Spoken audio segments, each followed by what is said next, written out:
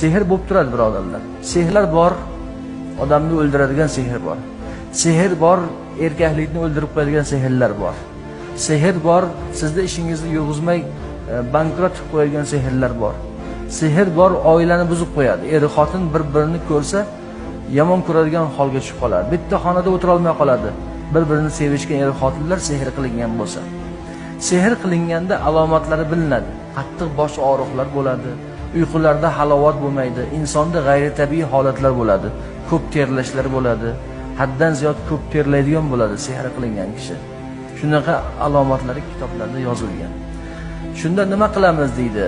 Birinchi birodarlar, shaytonning vasvasasiga uchmaysiz. Chunki shayton o'sha mahalda jin va shaytonlar orqali qilinadi dedik sehrni.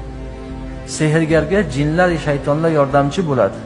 Sehrgar jin va shaytonlarni aytganini qiladi, ularni aytganini qildirish uchun. Bir-biriga servis qiladi bular. Shunda sehr yuzaga keladi. Jin va shayton o'sha mahalda vasvasa qiladiki, sizni tushkunlikka tushirib qo'yadi. Tushkunlikka tushdingizmi, sehrni yarmi ishlat degan o'zi.